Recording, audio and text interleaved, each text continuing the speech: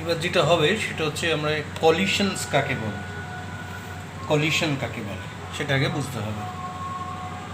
মানে collision is said to occur between two bodies if they physically collide against each other or if the path of one is affected by the force exerted by the other. এটা একটা isolated system. মনে রাখতে হবে যে collision মানে দুটো বডির ধাক্কা লাগা, কিন্তু গ্র্যাভিটেশনাল ফোর্সের জন্যও কিন্তু কলিশন হতে পারে। তার মানে এটা নেসেসারি নয় যে কলিশন মানে দুটো বডিকে কন্ট্যাক্টে আসতেই হবে। দুটো বডি যদি force due to separation exert করে একজন একজনের উপরে, তাহলে পরে কিন্তু একটার জন্য আরেকটা বডির মোশন হবে বা মোশন অ্যাফেক্টেড হবে, সেটাও কিন্তু কলিশনের মধ্যে পড়বে। Be very careful about this point. That means এটা নেসেসারি নয় যে অ্যাকচুয়াল ফিজিক্যাল কন্ট্যাক্ট থাকতে হবে। এই কলিশন, এই যে ধাক্কাটা লাগছে দুটো বডির বা দুটো ফোর্সের ইন্টারেকশন হচ্ছে, সেটা কিন্তু খুব কম সময়ের জন্য হয়। সেটা sub atomic particles micro level থেকে ম্যাক্রো লেভেলের চারিদিকে কলিশন হচ্ছে।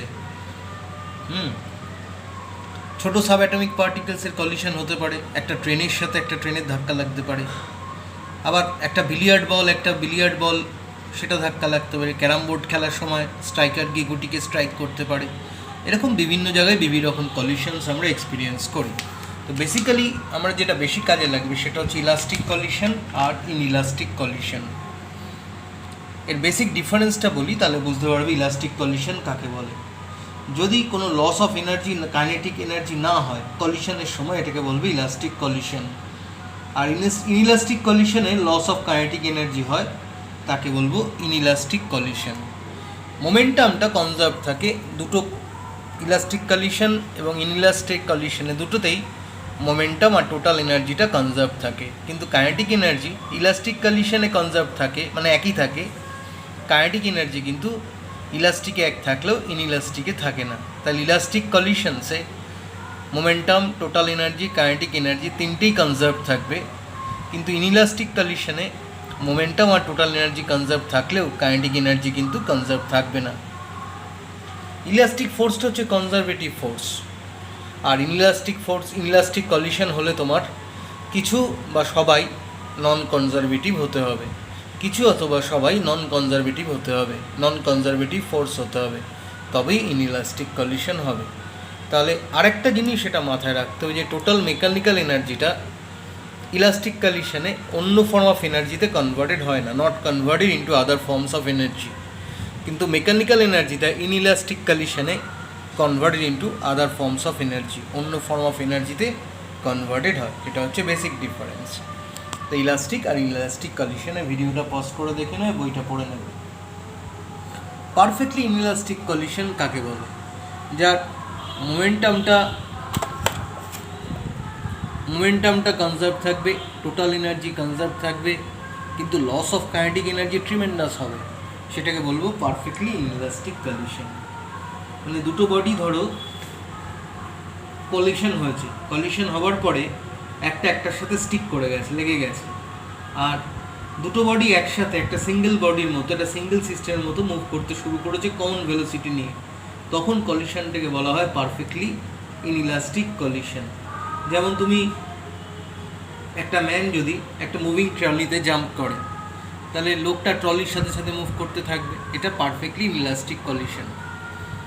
লোকটার কিন্তু একটা tremendous gain in kinetic energy হলো, কারণ লোকটা তো জাম্প করেছে না ট্রলিতে। আবার অনেক সময় একটা বডি মোশনে রয়েছে, তার মধ্যে একটা লোক রয়েছে, তাকে ফায়ার করা হলো, তো বুলেটটা মুভ করতে করতে লোকটা গিয়ে আটকে গেল, এবার বুলেটটা লোকটার সাথে সাথে মুভ করছে, এটাও তোমার পারফেক্টলি ইনইলাস্টিক কলিশনের মধ্যে পড়ছে। ঠিক তেমন একটা বুলেট উডেন ব্লকে ফায়ার করার পর উডেন ব্লকের সাথে বুলেটটা আটকে গেল, তারপরে উডেন ব্লককে নিয়ে মুভ করতে শুরু করলো, কিন্তু বুলেটের যে ভেলোসিটি সেটা কিন্তু লস হয়ে গেল ম্যাক্সিমাম। এটাও পারফেক্টলি ইনইলাস্টিক কলিশনের এক্সাম্পল। আরেক ধরনের কলিশন আমরা আলোচনা করবো, সেটা হচ্ছে সুপার ইলাস্টিক বা এক্সপ্লোসিভ কলিশন।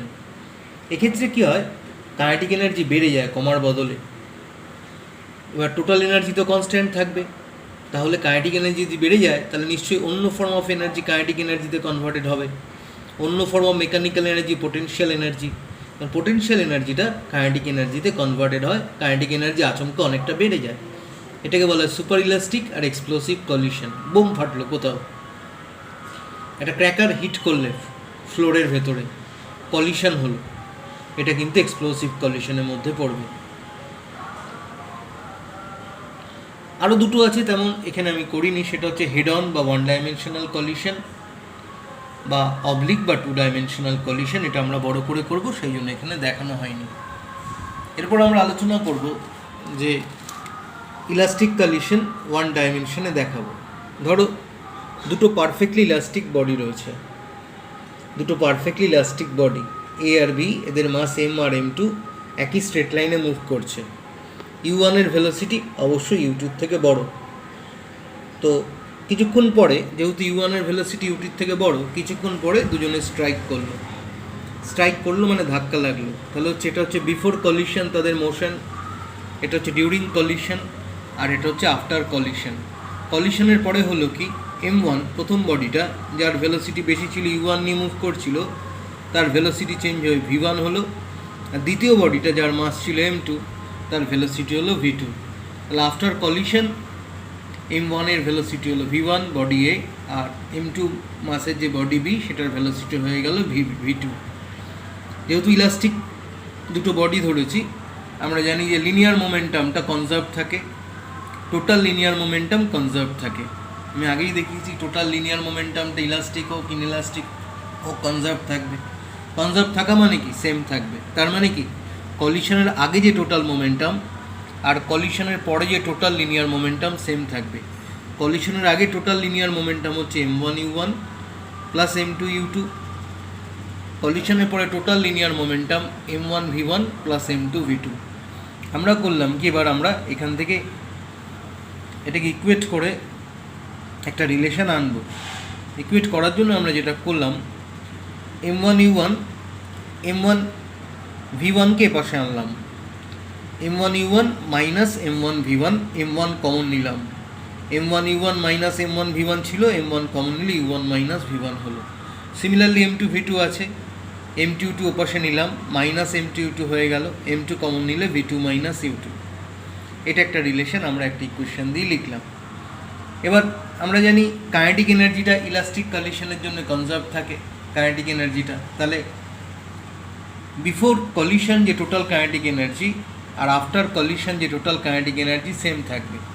তাহলে half m one u one square plus half m two u two square is equal to half m one v one square plus half m two v two square. Half of common নিলাম, common নিয়ে half of cancel হয়ে গেল, cancel হয়ে আমার দাঁড়ালো m one u one square minus side change করে দিয়েছি, m one v one square side change করে m two v two square minus m two u two square করে আমরা এখান থেকে এম ওয়ান কমন নিলাম, পড়ে থাকবে u one square minus v one square, a square minus b square মানে a plus b into a minus b. তাহলে u one plus v one into u one minus v one. একই রকমভাবে m two common নিলে v two square minus u two square ছিল, a square minus b square, এটাকে a plus b into a minus b ফর্মে লিখলাম, v two minus u two into v two minus u one. এবার দেখো প্রথম ইকুয়েশনে u one minus v one v two minus u two আছে, দ্বিতীয় ইকুয়েশনে u one minus v one v two minus u two আছে। তাহলে divide করে দিলে আমাদের অনেকটা ক্যান্সেল হয়ে যাবে, তাই বিকে ইকুয়েশন বিকে আমরা এ দিয়ে ডিভাইড করলাম। তাহলে এই পুরোটাকে যদি আমি m one into u one plus v one, এইটাকে যদি এটা দিয়ে ডিভাইড করি, এম ওয়ান লেফট হ্যান্ড সাইডে m one into u one minus v one cancel হয়ে যাবে, left hand m one into u one minus v one cancel হয়ে গেলে পড়ে থাকি u one plus v one. তেমনি রাইট হ্যান্ড সাইডে m two into v two minus u two cancel হয়ে যাবে। ভিডিওটা পজ করে রিভিউ করে দেখে নেবে, ওর রিলেশনটা আসবে u one minus u two is equal to v two minus v one. U one minus u two মানে relative velocity of A with respect to B before collision, আর v two minus v one মানে relative velocity of B with respect to A after collision. আবার তাহলে আবার u one minus u two মানে কি, relative velocity of approach, মানে দুজন দুজনকে যে অ্যাপ্রোচ করছে তাদের রিলেটিভ ভেলোসিটি কত, একটা রেসপেক্টে আরেকটা u one minus u two. আর ধাক্কা লাগার পর যখন সেপারেট হয়ে গেল তখন v two minus v one, সেটা হলো রিলেটিভ ভেলোসিটি অফ সেপারেশন। এই ডিরাইভেশনটা পরীক্ষায় আসে। এরপর যেটা আমরা করব সেটা V1 আর V2-র ভ্যালু বার করব। V1 আর V2-র ভ্যালু বার করতে গেলে এইখান থেকে আমরা সাবস্টিটিউট করব। এখান থেকে V2 বার করে নাও। V2 মানে U1 minus U2 plus V1। তাহলে V2 মানে U1 minus U2 plus V1, এটাকে আমরা প্রথম ইকুয়েশনে সাবস্টিটিউট করব, করে রিলেশনটা আনব। এবার এই রিলেশনটা আমরা প্রথম যে রিলেশনটা টোটাল এনার্জি কনজার্ভ ছিল, টোটাল লিনিয়ার মোমেন্টাম কনজার্ভ ছিল, সেখানে আমরা V2-র ভ্যালুটা বসিয়ে দিলাম। বসিয়ে এটাকে সিম্পলিফাই করলাম, করার পরে আমরা V1-এর ভ্যালু বার করলাম, করে এটাকে আলাদা করে দিলাম। মানে 2m2U2 by m1 plus m2 plus m2 minus m1 minus m2 by m1 plus m2 into u. V1 বেরিয়ে গেল। এই V1-এর ভ্যালুটা আবার যদি এখানে বসাও বা এখানটায় বসাও, তাহলে পরে V2 পেয়ে যাবে V1-এর ভ্যালুটা বসালে। মনে রাখা খুব সহজ। V2-র ভ্যালুটা জাস্ট সাবস্ক্রিপ্টগুলো চেঞ্জ করে দাও, তাহলেই শর্টকাটে তুমি সেটা লিখতে পারবে। বের করে দেখবে এটাই আসে। সাবস্ক্রিপ্টগুলো চেঞ্জ করো, V1কে V2 করো, আর এদের সাবস্টিটিউট চেঞ্জ করো। সাবস্ক্রিপ্টগুলো M1 M2, M2 M1, U1 U2, M1 M2, M2 M1, M1 হয়ে গেল M2, M2 হয়ে গেল M1, M2 হয়ে গেল M1, U2 হয়ে গেল U1। সাবস্টিটিউট করে দেখবে এইটাই আসবে। মনে রাখার সুবিধার জন্য এইভাবে মনে রাখবে। তাহলে V1 আর V2 মানে final velocity of body A আর final velocity of body B আমাদের বেরিয়ে গেল। তাহলে সিচুয়েশানটা এরকম ছিল। ধরা যাক এই যে দুটো বডি মুভ করছে, এবার আমরা V1 আর V2 বার করেছি। চারটে কেস আমরা এখানে ধরব। একটা হচ্ছে যখন masses of both the bodies are same, তখন কী হবে? when masses of both the bodies are same বা ইকুয়াল, m1 আর m2কে আমরা m ধরলাম। এবার V1 বার করব। m1 আর m2কে যদি m ধরি, তাহলে m1 মাইনাস m2 জিরো হয়ে যাবে, এটা ক্যান্সেল হয়ে যাবে। এটা জিরো হলে পুরোটা জিরো হয়ে যাবে। তাহলে এটা হয়ে যাবে 2m, আর এটা হয়ে যাবে m প্লাস m 2m। এই 2m ক্যান্সেল হয়ে যাবে, তাহলে পড়ে থাকবে U2। তাহলে V1 হয়ে যাবে আমাদের U2। V1 মানে কে? V1 মানে হচ্ছে বডি এর ভেলোসিটি। U2 মানে কে? বডি বির ইনিশিয়াল ভেলোসিটি। তাহলে যেটা দাঁড়ালো আমাদের সেটা হচ্ছে কলিশনের পরে যখন দুটো body of equal mass collide করে, তখন ওয়ান ডাইমেনশনাল ইলেকট্রিক কলিশন হয়, আর ভেলোসিটিটা এক্সচেঞ্জ হয়ে যায় আফটার কলিশন। মানে প্রথম বডির ভেলোসিটি হয়ে যায় দ্বিতীয় বডির ভেলোসিটি, দ্বিতীয় বডির ফাইনাল ভেলোসিটি হয়ে যায় প্রথম বডির ইনিশিয়াল ভেলোসিটি। মানে ভেলোসিটির এক্সচেঞ্জ হয়। একটা বডি 5 মিটার পার সেকেন্ডে আসলে body A, R body B 10 metre per সেকেন্ডে আসলে, তাহলে এ হয়ে যাবে 10 মিটার পার সেকেন্ড, বি হয়ে যাবে 5 মিটার পার সেকেন্ড। মানে এক্সচেঞ্জ ইন ভেলোসিটি হবে। That means final velocity of first body will be equal to initial velocity of second body. Similarly final velocity of second body will be equal to initial velocity of first body. তার মানে ওদের ভেলোসিটির exchange হচ্ছে। কখন হবে? যখন masses of the two body same হবে। এবার ধরা যাক দুটো মাসই সেম আছে, কিন্তু একটা স্টেশনারি রয়েছে। বডি বি ধরো স্টেশনারি, আর এই বডি বিতে এ এসে ধাক্কা মারছে, তখন কি হবে? যদি দুটো মাস স্টেশনারি থাকে আর দুটোই সেম মাস, এটা স্টেশনারি আছে, এটা রেস্টে আছে, এই বডিটা এসে এখানে ধাক্কা মারলো, এ হচ্ছে ধাক্কা মারার সময়টা। যেটা হবে, এ নিজের জায়গায় দাঁড়িয়ে যাবে আর এ এগিয়ে যাবে। মানে ধাক্কা মারার পরে এ রেস্টে চলে আসবে আর বি এগিয়ে যাবে। কখনই সিচুয়েশানটা রাইজ করবে যখন দুটো মাসই সমান হবে, কিন্তু দ্বিতীয়টা স্টেশনারি বা রেস্টে আছে আর প্রথমটা মোশনে আছে। তাহলে এই জিনিসটা প্রমাণ করতে হবে। দুটো মাস সমান মানে m1 আর m2, এটাকে m ধরলাম, আর তোমার প্রথম বডিটার ইনিশিয়াল ভেলোসিটি যেটাকে U2 ধরা হয়েছিল সেটা 0 আছে, মানে সেকেন্ড বডি বিটা রেস্টে আছে। তাহলে আমরা V1 বার করি এখানে বসিয়ে। V1 বার করব কি করে? আমরা m1 আর m2 সমান, তাহলে সমান দুটো কোয়ান্টিটি সাবস্ট্রাক্ট করলে 0 হয়, তাহলে এটা ভ্যানিশ হয়ে যাবে। এটা হয়ে যাবে 2m, এটা হবে 2m ক্যান্সেল হয়ে যাবে, আর 2m ক্যান্সেল হয়ে গেল। এবার দ্বিতীয় বডিটার ইনিশিয়াল ভেলোসিটি কত ছিল? দ্বিতীয় বডিটার ইনিশিয়াল ভেলোসিটি ছিল 0, তাহলে এই পার্টটাও 0 হয়ে গেল। তাহলে V1 কত হয়ে যাবে? 0 হয়ে যাবে। এই পার্টটাও 0 হলো, এই পার্টটাও 0 হলো, তাহলে V1 0 হয়ে গেল। V1 0 মানে কি? V1 হচ্ছে প্রথম বডির ফাইনাল ভেলোসিটিটা আফটার কলিশন, সেটা জিরো হয়ে যাবে মানে কি সেটা এসে দাঁড়িয়ে পড়বে। এবার আমরা V2 বার করি, মানে যেটা দাঁড়িয়ে ছিল তার ফাইনাল ভেলোসিটি কত হবে। এই দুটো ইকুয়াল কোয়ান্টিটি, এটা জিরো হবে তাহলে এটা ভ্যানিশ করে যাবে।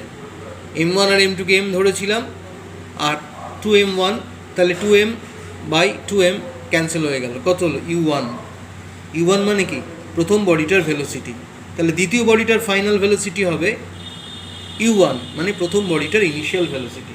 তাহলে এক কথায় বলা যায় যে when an elastic body collides another elastic body of equal mass initially at rest, after the collision the first body comes to rest while the second body moves with the initial velocity of the first. এবার আসবো case 3, যখন একটা heavy body, প্রচণ্ড heavy body রেস্টে আছে আর একটা light body okay এসে ধাক্কা মারছে। তো M2 যখন মাচ গ্রেটার দ্যান M1, তখন M2 রেসপেক্টে M1 এর মাসটা নেগলিজেবল, তাই না? আমি যদি একটা ধরে নিই একটা বড় ট্রাক দাঁড়িয়ে রয়েছে, সেখানে তুমি একটা টেনিস বল ছুঁড়ে মারলে, তাহলে বড় ট্রাকের যে মাস সেটার তুলনায় টেনিস বলের মাসটা প্রায় নেই বললেই চলে, নেগলিজেবল, তাহলে এটাকে জিরো ধরবো। তাহলে M1 greater than M2, much greater than M2 মানে M1 এর ভ্যালুটা জিরো ধরবো। সেকেন্ড বডিটা রেস্টে আছে, হেভিয়ার বডিটা, মানে U2 = 0। তাহলে আমার রিলেশনটা কী দাঁড়াবে দেখা যাক। V1 প্রথম বডিটার ভেলোসিটি, আমি এখানে কাকে নেগলেক্ট করব? M1কে নেগলেক্ট করব, তাহলে M1 জিরো হয়ে গেল, M1 জিরো হয়ে গেল, এই দুটো ক্যান্সেল হয়ে যাবে, এই দুটো ইকুয়াল কোয়ান্টিটি ক্যান্সেল হয়ে -U1 আসবে। তাহলে এখানে আমরা পেলাম -U1। আর এটার ক্ষেত্রে কি হবে? U2 মানে প্রথম বডিটার ইনিশিয়াল ভেলোসিটি, প্রথম বডির ইনিশিয়াল ভেলোসিটি কত? 0। তাহলে এখানে যদি 0 বসাই তাহলে এটা ক্যান্সেল হয়ে যাবে। এখানে কি পড়ে রয়েছে? এখানে পড়ে রয়েছে -U1 আমার বেরিয়েছে, তাহলে V1 হয়ে যাবে -U1। তার মানে কি? V1 মানে প্রথম বডি এর ফাইনাল ভেলোসিটি, এই যে প্রথম বডিটা মানে বডি এর ফাইনাল ভেলোসিটি হচ্ছে V1 ধরেছিলাম আমরা। এই V1 এর ভ্যালু হয়ে যাবে -U1। -U1 মানে ওরই ভেলোসিটি হবে, কিন্তু মাইনাস সাইন মানে এবার উল্টো দিকে যাবে, তার মানে হালকা বডিটা এসে হেভিয়ার বডিটাকে ধাক্কা মারবে, যে ভেলোসিটি নিয়ে আসছে সেই ভেলোসিটি নিয়েই যাবে, কিন্তু উল্টো দিকে ট্রাভেল করবে। আচ্ছা, কেস 4, উল্টোটা যখন হবে, একটা ছোট্ট মাসকে একটা হেভি মাস এসে ধাক্কা দেবে, তখন কি হবে? M2 0-তে আছে, ধরা যাক U2 0-তে আছে, আর M1টা মাচ গ্রেটার দ্যান M2, তাহলে M2-র মাসটাকে আমরা নেগলিজেবল ধরবো। আবার V1 কী করে বার করবো? M2-র মাসটাকে নেগলিজেবল ধরলে এটা জিরো হয়ে যাবে, এটা জিরো হয়ে যাবে, এটা কেটে গিয়ে U1টা পড়ে থাকবে। আর পরবর্তী ক্ষেত্রে কী হবে? U2 0 আছে, তাহলে এটাও ক্যান্সেল হয়ে যাবে U2 0 বলে, তাহলে কি পড়ে থাকবে? শুধু U1ই পড়ে থাকবে, তাহলে V1 = U1 হবে। আর তুমি যদি V2 বার করো তাহলে V2-র ভ্যালু হবে, বসিয়ে দেখবে 2U1 আসবে। তাহলে একটা ম্যাসিভ বডি যদি একটা লাইটার বডি এসে ধাক্কা মারে রেস্টে, velocity of the massive body unchange থেকে যাবে। মানে একটা ট্রেন এসে যদি একটা সাইকেলকে ধাক্কা মারে, ট্রেনের ভেলোসিটি আনচেঞ্জ থেকে যাবে, কিন্তু সাইকেলটা যদি ছিটকে পড়ে, দুমড়ে মুচড়ে না যায়, সাইকেলটাকে যদি ইলাস্টিক বডি ধরে নিই, তাহলে সাইকেলটা ওর যা ভেলোসিটি ছিল সেটা টুয়াইস ভেলোসিটি নিয়ে ম্যাসিভ ভেলোসিটি, ধরো ট্রেনটা 80 কিলোমিটার/আওয়ার আসছিল, আর সাইকেলটা তো ইলাস্টিক বডি না, ধরে নিলাম সাইকেলটি ইলাস্টিক বডি, তাহলে ট্রেনের ভেলোসিটি 80 কিলোমিটার/আওয়ারই থাকবে, কিন্তু সাইকেলের ভেলোসিটি হয়ে যাবে 160 কিলোমিটার/আওয়ার, মানে twice the velocity of train হয়ে যাবে। আরেকটা জিনিস, সেটা হচ্ছে কোএফিশিয়েন্ট অফ রেস্টিটিউশন, এটা নিয়ে আমরা পড়বো, সেটা হচ্ছে change in final velocity by change in initial velocity. তোমার এটা বুঝতেই পারছো, দুটো চেঞ্জ যদি সমান হয় তাহলে ইর ভ্যালু 1 হয়ে যাবে, এটা পারফেক্টলি ইলাস্টিক কলিশনের ক্ষেত্রে হয়। ইনইলাস্টিক কলিশনের ক্ষেত্রে ইর ভ্যালুটা 0 আর 1 এর ভেতরে হবে, পারফেক্টলি ইনইলাস্টিক কলিশনে ইর ভ্যালু 0 হবে, আর সুপার ইলাস্টিক কলিশনে যখন ভেলোসিটি গেইন করবে, নিউমারেটর বড় হয়ে যাবে, তখন ই > 1 হবে। এটা একটু মনে রাখবে।